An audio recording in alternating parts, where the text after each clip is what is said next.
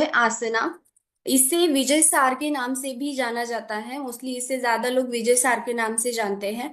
इसे इंडियन कीनो ट्री के नाम से भी जाना जाता है। अलग अलग जगह पे अलग अलग नामों से ये हब जाना जाता है। इसका मेन यूज होता है डायबिटीज के पेशेंट में। डायबिटीज के पेशेंट के लिए ये बहुत हेल्पफुल होता है।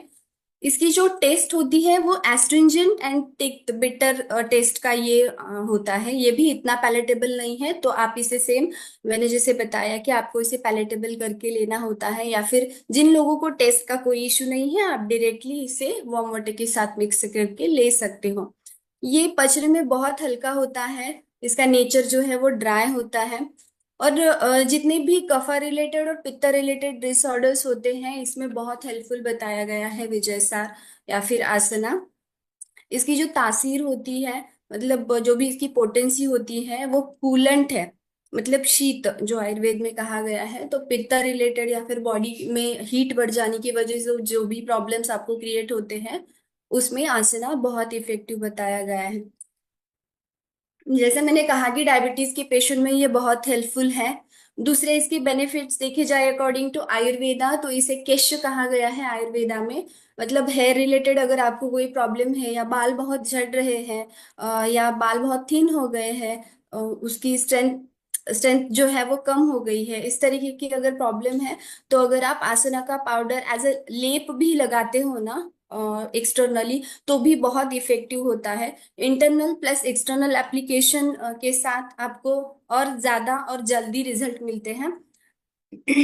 स्किन के लिए अगर देखा जाए, तो स्किन डिसीजेस में जैसे कि हर्पेस हो, या फिर रिंगवर्म की जो प्रॉब्लम होते हैं जिसे हम आयुर्वेदा में रक्तमंडल कहते हैं, तो इस तरीके की कंडीशन में अगर आसना का लेप एक्सटर्नली लगाया जाए तो जो भी इचिंग होती है स्किन पे, रेडनेस है, या फिर बर्निंग भी है, अगर आपको एक्जिमा जैसी प्रॉब्लम्स है, तो इसके ऊपर आसना की जो पेस्ट है अगर आप लगाते हो तो जल्दी से वो रेडनेस, इचिंग कम होने में मदद होती है और रिकवरी भी जल्दी होती है पेशेंट की। डाइजेशन रिलेटेड अगर देखा जाए, तो डाइजेशन में आसना जो है, आईबीएस जैसी बीमारियां जो है, इरिटेबल बाउल सिंड्रोम, अगर आईबीएस विथ लूज मोशन है आपको, तो उसमें भी आसना बहुत हेल्पफुल बताया गया है। या फिर प्लेन आपको सिर्फ डायरिया हो रहा है, लूज मोशंस है, तो ऐसी कंडीशन में भी आप आसना का पाउडर उन्हें इंटरनली दे सकते हो। ये स्तंभन का काम करता है। अल्सरेटिव कोलाइटिस जैसी प्रॉब्लम हो, या फिर इंटेस्टिनल पैरासाइट्स हो, मतलब आंतों में कृमि वगैरह होना, कीड़े होना, बच्चों में ये प्रॉब्लम बहुत कॉमन दिखाई देती है। इस तरीके की प्रॉब्लम्स अगर है तो आप इसे दे सकते हो पेशेंट को। इसका जो डोसेज होते हैं गुड़ीची के लिए भी और आसना के लिए भी, जो मेन जनरल हमारा जो डोज होता है वो होता है 3 to 6 ग्राम। According to your severity of your disease वो डिसाइड किया जाता है कि आपको डोसेज ज्यादा मात्रा में देने हैं या नहीं। लेकिन जनरली अगर आपको लेना है, अगर आप पूरी तरीके से हेल्दी हो, कोई भी प्रॉब्लम नहीं है, और आपको ऐसे ही as a herb nutritional supplement की तरह लेना है, तो आप 3 to 6 ग्राम इसे कंज्यूम कर सकते हो फॉर 2 टाइम।